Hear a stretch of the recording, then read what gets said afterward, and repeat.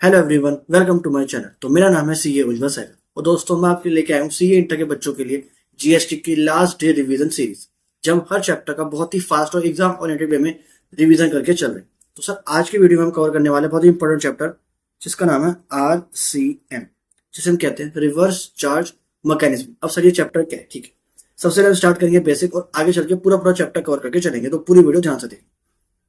Sir, सबसे पहले RCM का मीनिंग क्या है? सर, सबसे पहले ये बात समझो कि सर जीएसटी के अंदर मुझे पता है, मुझे गवर्नमेंट को टैक्स जब भी कोई रजिस्टर्ड पर्सन सप्लाई करता है तो सप्लाई के ऊपर उसे गवर्नमेंट को जीएसटी पे करना होता है।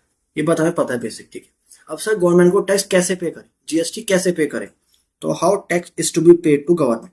तो देखो, इसके जीएसटी के अंदर दो मॉडल एग्जिस्ट करते हैं सर। एक होता है फॉरवर्ड चार्ज और एक को हम कहते हैं रिवर्स चार्ज। अब सर, दोनों में डिफरेंस क्या होता है? देखो, पहले मैं बात करके चलूंगा फॉरवर्ड चार्ज की। सर, हमें पता है जब भी जीएसटी में एक ट्रांजैक्शन होती है तो सर उस ट्रांजैक्शन का फ्लो क्या होता है? तो सबसे पहले जो सप्लायर बंदा होता है वो कोई गुड्स और सर्विस की सप्लाई करता है किसको? रेसिपिएंट को। इसके बाद जो रेसिपिएंट है जिसने गुड्स और सर्विस एक्वायर करे वो पैसा पे करेगा सप्लायर को। और जब से वो पैसा पे करेगा तो एक तो वो जो गुड्स और सर्विस है उसकी जितनी वैल्यू है वो पे करेगा, अलॉन्ग विद दैट उसे जीएसटी भी देके चलेगा। अब सर क्या होगा, जीएसटी आ गया सप्लायर के पास और फिर सप्लायर गवर्नमेंट को जीएसटी जमा करा देता है।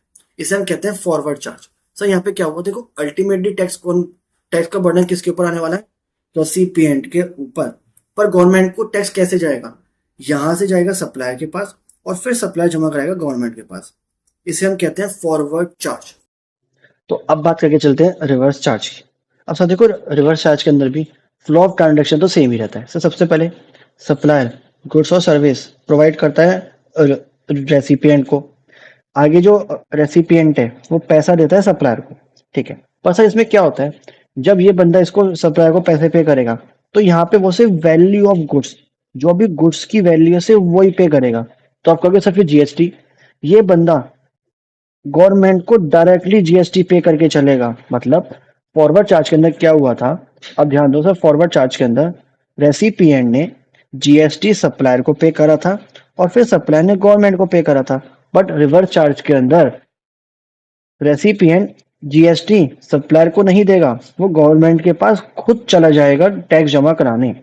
तो देखो, दोनों केस के अंदर पहले एक बात तुम ध्यान रखो, दोनों केस के अंदर अल्टीमेटली टैक्स किसकी जेब से जाने वाला है? सर, रेसिपिएंट की जेब से जाने वाला है। पर फॉरवर्ड चार्ज के अंदर वो गवर्नमेंट के पास खुद नहीं जाता, वो जीएसटी का कंपोनेंट सप्लायर को देता है और फिर सप्लायर आगे जाके गवर्नमेंट को देता है। But on the other hand reverse charge के अंदर वो टैक्स का पैसा सप्लायर को नहीं देगा, जो रेसिपिएंट है वो डायरेक्टली गवर्नमेंट को जाके सर टैक्स जमा करा देता है। तो ये होता है दोनों में अंतर। तो एक होता है फॉरवर्ड चार्ज और एक होता है रिवर्स चार्ज, ठीक है। अब सर, जब भी आपको क्वेश्चन में क्वेश्चन आता है और प्रैक्टिकल लाइफ में भी, अब मान के चलो 99% केस में फॉरवर्ड चार्ज ही एप्लीकेबल होकर चलता है। पर कुछ स्पेसिफाइड केस है जहां पे गवर्नमेंट स्पेसिफिकली कहती है कि इन केसेस के अंदर रिवर्स चार्ज अप्लाई होगा। अब सर वो कौन से केसेस हैं, हमें वही इस चैप्टर में रिवाइज करके चलने हैं, ठीक है। तो देखो, ये पूरी ये पूरी लिस्ट है कि वो कौन कौन सी सर्विस हैं जिसकी सप्लाई के ऊपर आरसीएम अप्लाई होकर चलता है। तो हमें ये पूरी लिस्ट कवर करके चलनी है, ठीक है। अब सच में सबसे पहला पॉइंट आता है जीटीए, और one of the most important point मैं कह सकता हूँ जहां से कई बार क्वेश्चन एग्जाम में आता ही आता है। सर जीटीए क्या होता है? जीटीए मतलब गुड ट्रांसपोर्ट एजेंसी।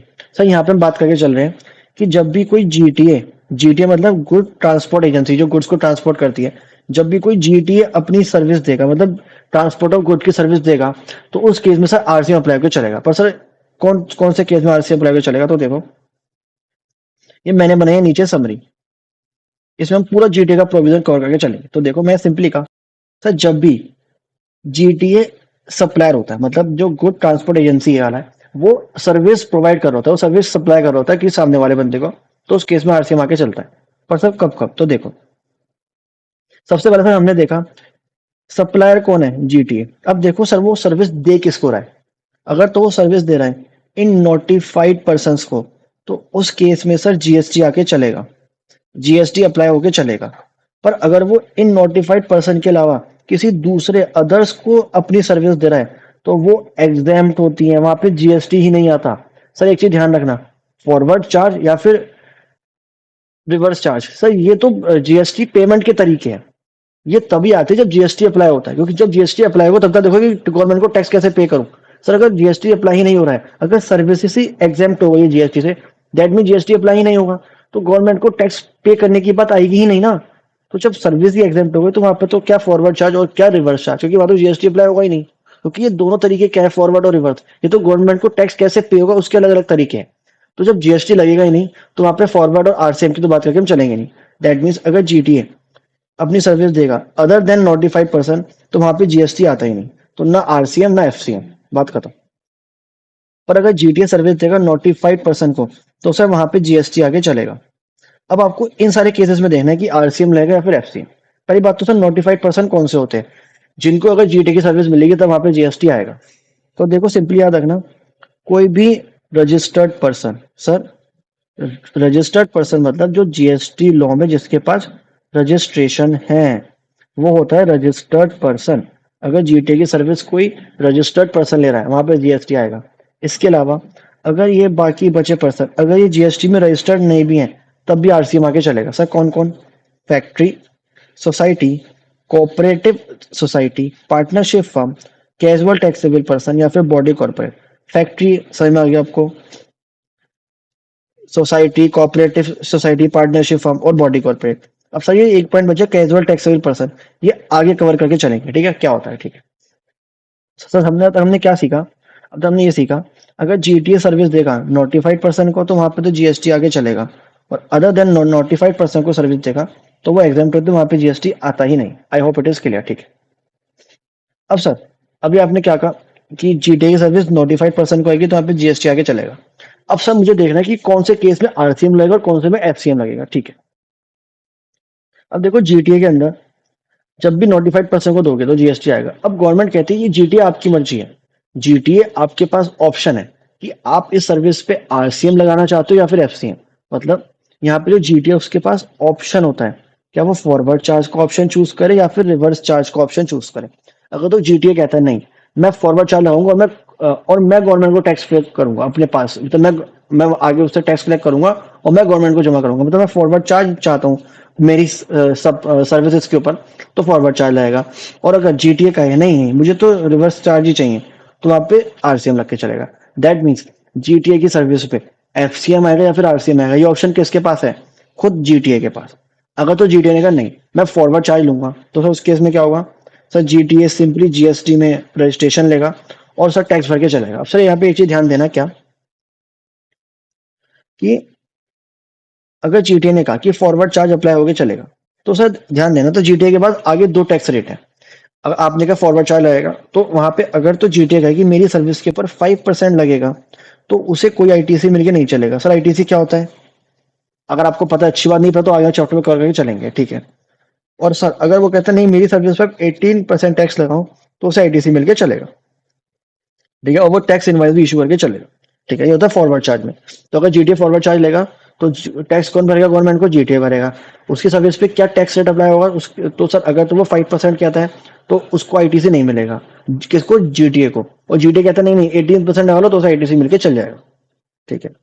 आगे नोट क्या है, अगर जीटीए ने अगर ऑप्ट कर ऑप्शन किया फॉरवर्ड चार्ज में टैक्स पे करके चलूंगा, तो सर उसने एक बार ऑप्शन चूज कर लिया तो वो फ्यूचर ईयर्स के लिए भी वो ऑप्शन कंटिन्यू रहेगा, अनलेस वो गवर्नमेंट को एक डिक्लेरेशन फाइल करके कहे कि नहीं नहीं अब सब आरसीएम लगा दो, तो अलग बात है। पर एक बार फाइल कर दिया एफसीएम तो वो फ्यूचर ईयर में चलता रहेगा, उसे हर साल ये डिसाइड करने की जरूरत नहीं है आरसीएम कि मैं आरसीएम लूँ एफसीएम लूँ। एक बार चूज कर लिया तो वो फ्यूचर ईयर में चलता रहेगा, अनलेस जब तक आप खुद बाहर ना आ जाओ। और सर बाहर आने की टाइमलाइन क्या है, fourth quarter of the preceding financial year. मतलब इसे मान के चलो, एक एग्जाम्पल लेते बात को समझने के लिए कि सर मान के चलो सर जीटीए ने 21-22 के अंदर यहाँ पे आके उसने कहा नहीं मैं फॉरवर्ड चार्ज में टैक्स भर के चलूंगा। अब सर आगे चल के मान के चलो 25-26 के अंदर उसका मन हुआ नहीं यार मुझे अब 25-26 से मेरी सर्विस के ऊपर आरसीएम चाहिए, तो जो 25-26 से पहले वाला साल है, पहले वाला साल कौन सा हो गया 24-25, तो जो उसका फोर्थ क्वार्टर होगा लास्ट क्वार्टर, वहां पे आके उसे गवर्नमेंट को बताना पड़ेगा कि अगले साल से मुझे आरसीएम चाहिए। तो ये चीज यहाँ से एमसीक्यू बन सकता है कि जो जीडी है उसे कब गवर्नमेंट को बताना होता है कि जब भी उसे ऑप्शन चेंज करना हो तो याद रखना 1 साल पहले वाले के फोर्थ क्वार्टर में, ठीक है। अब सर अगर जीडीए ने ऑन द अदर हैंड कहा कि नहीं मेरी सर्विस पे आरसीएम लगाओ, तो उस केस में क्या होगा, गवर्नमेंट को टैक्स कौन पे करेगा, रेसिपिएंट टैक्स पे करेगा, किससे 5% के रेट से। और ऐसे केस में रेसिपिएंट को कंपलसरी जीएसटी में रजिस्ट्रेशन भी लेना पड़ जाता है। ये आता है सेक्शन नंबर 24 में, ठीक है। आगे कवर करेंगे जब हम रजिस्ट्रेशन चैप्टर रिवाइज करके चलेंगे। तो सबसे इंपॉर्टेंट सबसे लंबी सर्विस थी कौन सी, जीटीए की सर्विस। यहाँ से बहुत बार क्वेश्चन आता है, तो ये पूरे पेज की समरी से ध्यान देना कि क्या क्या पूरा चक्कर आएगा, आपको समझ में आएगा पूरा जीटीए कॉन्सेप्ट अच्छी तरह हमने डिटेल में रिवाइज करके चला, ठीक है, अंडरस्टूड।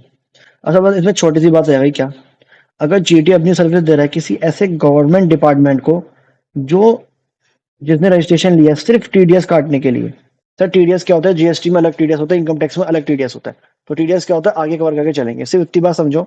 अगर जीएसटी के अंदर किसी गवर्नमेंट डिपार्टमेंट ने टीडीएस का रजिस्ट्रेशन लिया है, तो ऐसे केस के अंदर अगर जीटीए इनको सर्विस देगा तो वहां भी फॉरवर्ड चार्ज लग के चलता है, तो जीटीए टैक्स भर के चले। तो आई होप आपको जीटीए का पूरा कॉन्सेप्ट रिवाइज हो गया है, ठीक है। अब सर अगला जो पॉइंट आता है वो आता है लीगल सर्विसेज का।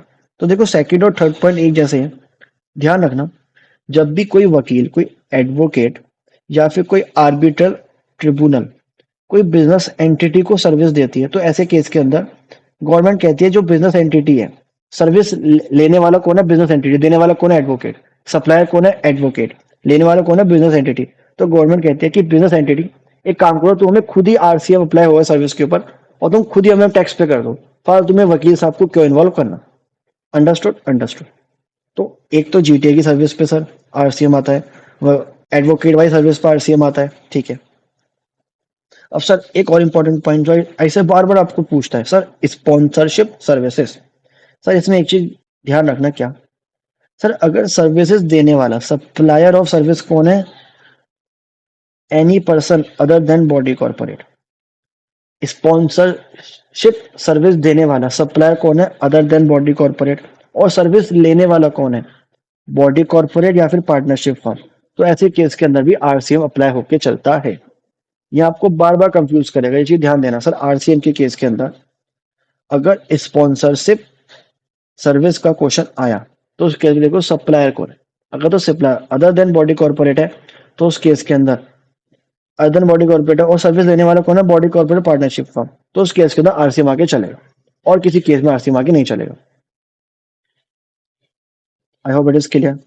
अब सर देखो ये अगला पॉइंट, ये 4 पॉइंट एक जैसे मैं आपको बताता हूँ। इसमें एक चीज ध्यान देना सर, क्या एक चीज मन में ध्यान रख लो, क्या जब भी गवर्नमेंट कोई बिजनेस एंटिटी को सर्विस देगी उस पर हमेशा आरसीएम आएगा।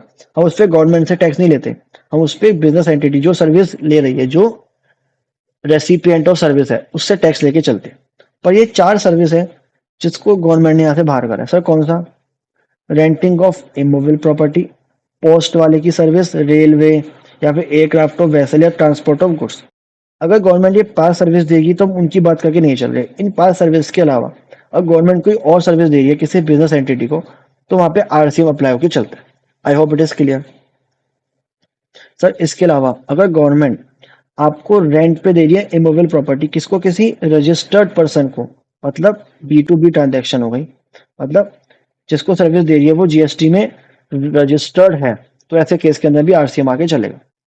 सिंपल सी बात है, अच्छा पॉइंट है, क्या ये चीज याद हो, क्या गवर्नमेंट जब भी किसी बिजनेस एंटिटी को सर्विस देगी तो हमेशा आरसीएम आएगा। बस 4-5 सर्विस छोड़ देना सर, कौन सी, renting of immovable property, post की सर्विस, रेलवे की सर्विस, एयरक्राफ्ट ऑफ वेसल की सर्विस और ट्रांसपोर्ट ऑफ गुड्स और पैसेंजर की सर्विस, ठीक है। ये हो गया एक पॉइंट। सर अगला मैंने कहा अगर government rent of immovable property देती है किसी रजिस्टर्ड पर्सन को, तो वहां भी आरसीएम आके चलता है, ठीक है। तो ये गवर्नमेंट वाले पॉइंट थे। अब सर ये 2 पॉइंट हो रहे हैं, क्या इसमें ये चीज ध्यान रखना, अगर अगर देखो क्वेश्चन में आपको कहे कि कोई रेजिडेंशियल बिल्डिंग रेंट पे दी गई है और लेने वाला कौन है, रजिस्टर्ड पर्सन, वहां पे आरसीएम आएगा। अगर कोई रेजिडेंशियल बिल्डिंग रेंट पे दी जाती है और लेने वाला कौन है, रजिस्टर्ड पर्सन, तो सोचना ही मत, देने वाला रजिस्टर्ड हो ना हो, कंपनी हो, पार्टनरशिप हो, डज नॉट मैटर। अगर रेजिडेंशियल बिल्डिंग है, लेने वाला कौन है, रजिस्टर्ड पर्सन, तो वहां पे आरसीएम आके चलेगा। पर अगर मैं बात करके चलूँ सर कमर्शियल बिल्डिंग की, तो कमर्शियल बिल्डिंग में कहीं ना कहीं बिजनेस इन्वॉल्व हो जाए, तो देखो सर्विस देने वाला कौन है, सप्लायर कौन है। अगर तो सप्लायर है रजिस्टर्ड पर्सन, तो वहां पे नॉर्मल एफसीएम। पर अगर देने वाला एनी पर्सन, अगर कोई अनरजिस्टर्ड पर्सन है, तो वहां पे आरसीएम आगे चलेगा, और लेने वाला कौन है, रजिस्टर्ड पर्सन। ठीक है, आई आपको समझ में आया।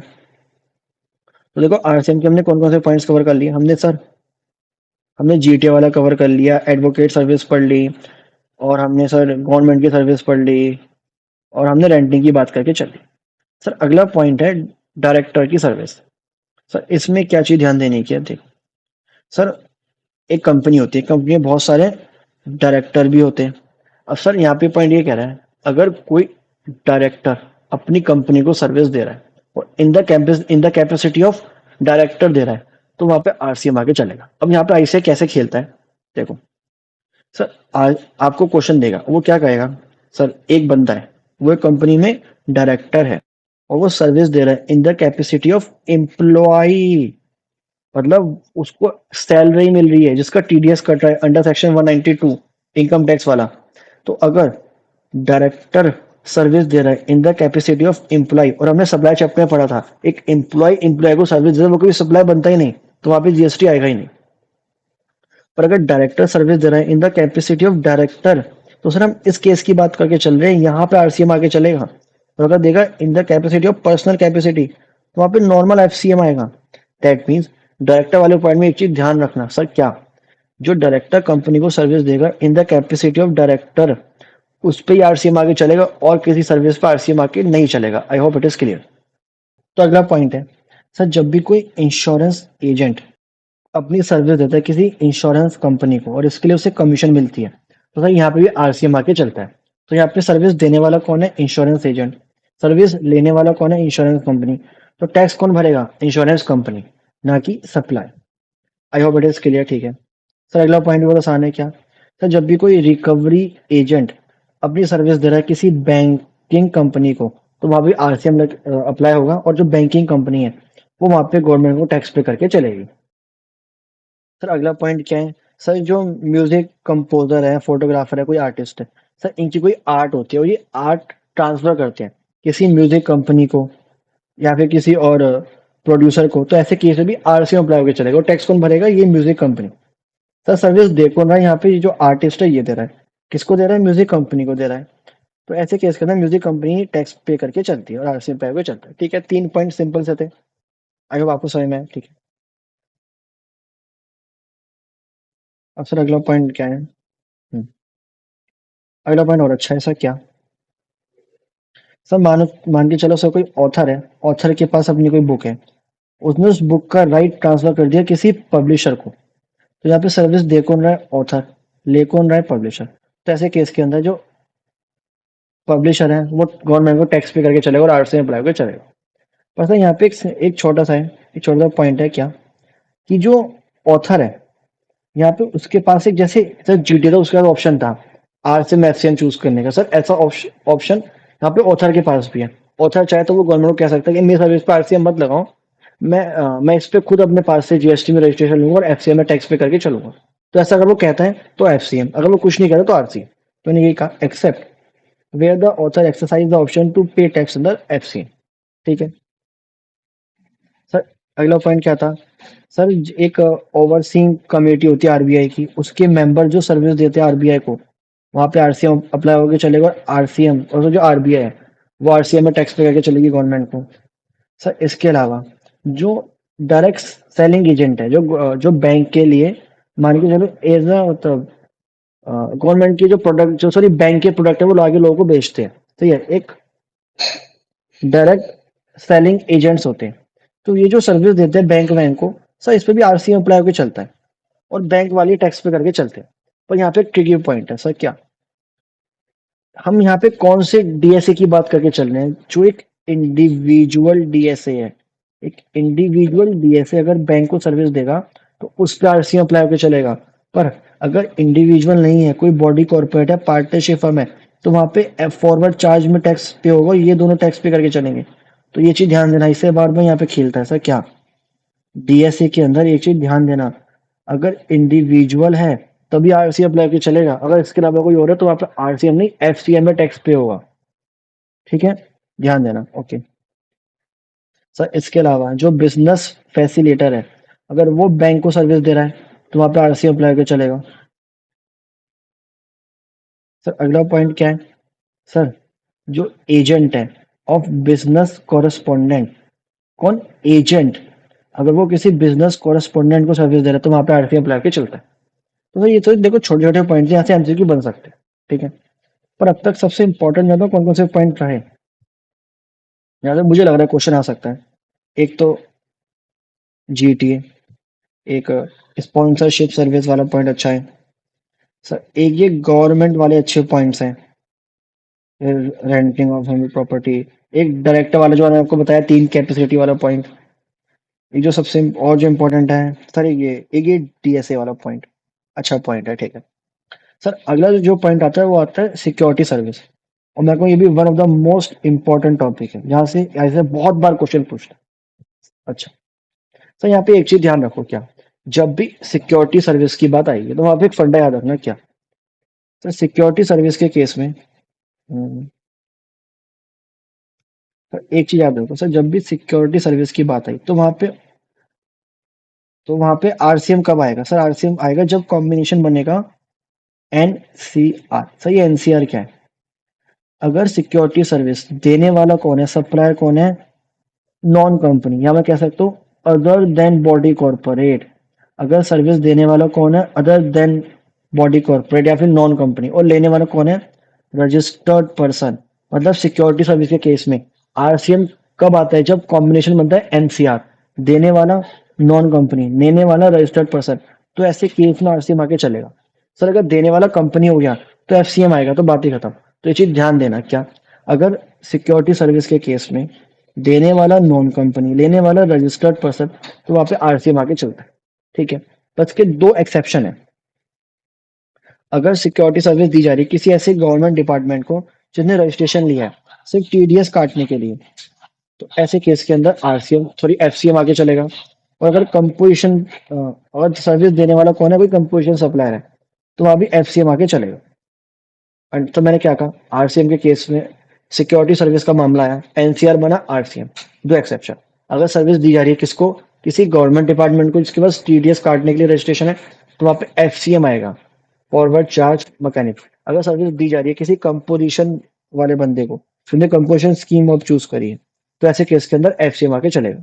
तो ये चीज ध्यान देना, अगर सिक्योरिटी सर्विस देने वाला नॉन कंपनी, देने वाला रजिस्टर्ड आरसीएम आएगा, पर अगर सर्विस लेने वाला रेसिपिएंट बंदा, इन दोनों में से कोई एक हो गया, या तो government department having TDS registration या फिर कंपोजिशन डीलर, तो ऐसे केस में एफसीएम आके चलेगा, क्योंकि गवर्नमेंट कहती है ये दो लोग नहीं भर पाएंगे भाई टैक्स, तो ये सप्लायर तू ही अपने पास से टैक्स भर के चल, तो तू ही हमें टैक्स पे कर दे। तो सिक्योरिटी सर्विस केस में सही में है एनसीआर, बस दो एक्सेप्शन, और दो एक्सेप्शन है फॉरवर्ड चार्ज हमेशा अप्लाई पे चलेगा। ओके, तो ये भी बहुत अच्छा टॉपिक, इंपॉर्टेंट, एंड मैं कह सकता हूँ यहाँ से क्वेश्चन आ सकता है। अब बस दो पॉइंट बचे सर, एक है रेंटिंग ऑफ मोटर व्हीकल, ये भी अच्छा पॉइंट है, इसके लिए हमने नीचे बनाया चार्ट। अब सर इसमें क्या होता है renting of motor vehicle, sir renting of motor vehicle में क्या होता है, सबसे पहले देखो सर, जो सप्लायर है अब उसके पास दो मॉडल होते हैं। अच्छा, तो सप्लायर या तो वो 18% मॉडल चूज करेगा या फिर 5% मॉडल, अगर तो उसने कहा मेरी सर्विस के ऊपर 18% ही टैक्स अप्लाई होकर चलेगा, तो उस केस में फॉरवर्ड चार्ज ही हमेशा अप्लाई होकर चलता है, और 18% टैक्स लगता है, और जो सप्लायर है से पूरा ईटीसी मिलके चलता है। तो मैंने क्या कहा, सप्लायर ऑफ मोटर व्हीकल का मामला आया, तो उस केस के अंदर सबसे पहले देखो सप्लायर ने कौन सा मॉडल लिया, 18% या 5%, अगर तो उसने 18% ले लिया तो forward charge 18% tax full IT सब लेगा, बात खत्म। अगर सप्लायर ने कहा नहीं, मेरी सर्विस के ऊपर 5% टैक्स अप्लाई होकर चलेगा, तो उस केस के अंदर आपको देखना पड़ेगा क्या कॉम्बिनेशन बन रहा है, मतलब सप्लायर ने कहा 5% टैक्स अप्लाई होकर चलेगा, अब मैं देखूंगा अगर सर्विस देने वाला कौन है, नॉन कंपनी, और लेने वाला कौन है, कंपनी, मतलब मैं कह सकता हूँ एनसीसी, ऊपर मैंने क्या पढ़ा था अभी सिक्योरिटी सर्विस के केस में एनसीआर, यहाँ क्या पढ़ूंगा renting of motor vehicle case में एनसीसी, देने वाला कौन है, नॉन कंपनी, लेने वाला कौन है, कंपनी, तो ऐसे केस में आरसीएम अप्लाई होगा और जो रेसिपिएंट है वो गवर्नमेंट को टैक्स पे करके चलेगा। आरसीएम और 5% तो होगा ही। और सर जो सप्लायर है ऐसे केस के अंदर, क्योंकि अब देखो ये समझो सर, आईटीसी का यूज क्यों होता है, आउटपुट टैक्स को पे करने के लिए। ठीक है, अब सप्लायर कह रहा है कि गवर्नमेंट को टैक्स कौन पे करेगा, मैं तो करूंगा नहीं, जो रेसिपिएंट अपने आप करेगा, मतलब सप्लायर का कुछ आउटपुट टैक्स तो होगा ही नहीं। तो ऐसे केस के अंदर सप्लायर को कोई आईटीसी नहीं मिलता है, एक्सेप्ट ऑन अगर उसने कोई इनवर्ट सप्लाई ली है of renting of motor vehicle तो वो मिल जाएगी, बट उसको कोई यूज ही नहीं होगा। क्यों? क्योंकि आगे सप्लाई का कोई आउटपुट टैक्स तो होगा ही नहीं। ठीक है, अब सर अगर सप्लाई ने 5% मॉडल लिया और ये कॉम्बिनेशन नहीं बना, तो उस केस के अंदर नॉर्मल फॉरवर्ड चार्ज अप्लाई होकर चलेगा, 5% रेट लगेगा और सप्लायर को कोई भी आईटीसी नहीं मिलेगा, एक्सेप्ट जो वो इनवर्ट सर्विस ले रहा है for renting of motor vehicle. ठीक है, आई होप आपको समझ में आया होगा। तो रेंटिंग ऑफ मोटर व्हीकल, तो सर देखो सप्लाई ने कौन सा मॉडल लिया है, 5 या 80। 80 लिया है और वेस्ट फॉरवर्ड चार्ज, अगर उसने 5 लिया तो चेक करो कॉम्बिनेशन क्या बन रहा है। अगर एनसीटी का कॉम्बिनेशन बना आरसीएम, नहीं बना तो एफसीएम। सर एक बहुत छोटा सा एक लास्ट पॉइंट बचा। सर मुझे पता है जो शेयर्स होते हैं, सिक्योरिटीज होते हैं सर, ये भी रेंट पे दिए जा सकते हैं। तो अगर कोई ऐसा बंदा सिक्योरिटीज या शेयर्स अपने रेंट पे दे रहा है, तो ऐसे केस के अंदर जो बंदा रेंट पे देता है वो कौन है यहाँ पे, सप्लायर और सर्विस, और जो रेंट पे ले रहा है वो कौन है, बोरोवर। तो ऐसे केस के अंदर आरसी अप्लाई कर चलेगा और बोरोवर जो भी ये सिक्योरिटी रेंट पे देगा और उसके लिए कमीशन पे करेगा। तो जो भी कमीशन पे टैक्स बनेगा वो गवर्नमेंट को कौन पे करेगा, बोरोवर। आई होप आपको समझ में आया। ठीक है, तो सर ये सारी इंपॉर्टेंट सर्विसेज इस पर आरसीएम अप्लाई होकर चलता है। ठीक है, अच्छा एक देखो छोटा सा पॉइंट और बचा। हाँ सर ये थोड़ा अलग सा पॉइंट है क्या, ये बात करके चलता है सिर्फ बिल्डर लोगों की, तो जो बिल्डर होते हैं जो कंस्ट्रक्शन सेक्टर में लोग होते हैं उनकी बात करके चलता है। सर ये क्या कह के चलता है, अगर कोई बिल्डर सीमेंट परचेज करता है किसी अनरजिस्टर्ड पर्सन से, एक ऐसे बंदे से जो जीएसटी में रजिस्टर्ड नहीं है, तो ऐसे केस के अंदर बिल्डर, तुम हालांकि गुड्स परचेज कर रहे हो, तुम रेसिपिएंट ऑफ गुड्स के, पर तुम इस केस में हमें टैक्स पे करके चलोगे। क्यों? क्योंकि तुम किसी अनरजिस्टर्ड पर्सन से सीमेंट परचेज कर रहे हो। अगर तुम अगर बिल्डर कैपिटल गुड्स परचेज करता है किसी अनरजिस्टर्ड पर्सन से, तब भी उसको आरसीएम के अंदर गवर्नमेंट को टैक्स पे करके चलना होता है। ठीक है, अगर बिल्डर सीमेंट परचेज कर रहा है अनरजिस्टर्ड पर्सन से, आरसीएम। अगर कैपिटल गुड परचेज कर रहा है, आरसीएम। इसके अलावा इन दोनों के अलावा बहुत सारे इनपुट्स यूज होते हैं, अगर तुम वो सारे इनपुट्स या इनपुट सर्विस ले रहे हो, तो उस केस में हम कह रहे हैं तुम जितना तुमने टोटल परचेज करना उसका तुम 20% तक तो परचेज कर लो अनरजिस्टर्ड से, पर अगर उससे भी ज्यादा करोगे, तो जितना भी ज्यादा करोगे उस पर तुम आरसीएम भर के चलोगे। सर फॉर एग्जाम्पल, अगर किसी बिल्डर ने मानो उसने मान के चलो उसने 90% तो परचेज करा किसी रजिस्टर्ड पर्सन से और 10% अनरजिस्टर्ड पर्सन से, तो क्या उसे कुछ टैक्स पे करना है? सर नहीं, क्योंकि अनरजिस्टर्ड से कितना परचेज करा, up to 20%। On the other hand मान के चलो उसने 75% तो परचेज करा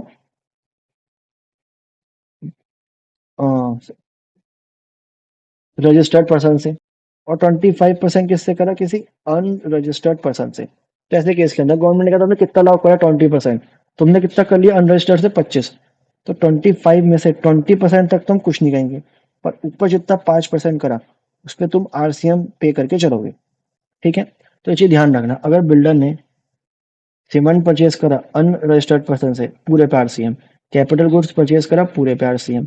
इसके अलावा कुछ और अगर इनपुट और इनपुट सर्विस परचेज करे, तो हम उसे 20% की दे रहे हैं लिमिट, मतलब 20% तक तो आपको आप कर सकते हो। 20% अनरजिस्टर्ड से हम कुछ नहीं कहेंगे, पर जितना 20 से ज्यादा करोगे, जैसे हमारे एग्जाम्पल में आपने 25 कर लिया, तो जितना ऊपर करा 5%, उस पर आपको आरसीएम गवर्नमेंट को पे करके चलना होगा। तो इस तरीके से हमने आरसीएम का जितना भी इंपॉर्टेंट कॉन्सेप्ट था पूरा रिवाइज करके चला। मैंने बहुत ही एग्जाम ओरिएंटेड वे में रिवाइज कराया, मैं बहुत डिटेल में नहीं गया, पर मैंने पूरा चैप्टर कवर करने की पूरी कोशिश करी। आई होप आपको समझ में आया होगा, और जो भी अपने कमेंट्स हो वो फीडबैक में देना। ये सारे नोट्स आपको मैं टेलीग्राम में मिल जाएंगे, एंड चैनल को प्लीज फॉलो करना ताकि आपको और भी अच्छी अच्छी वीडियोस मिले, और अपने दोस्तों के साथ शेयर करना। Thanks for watching.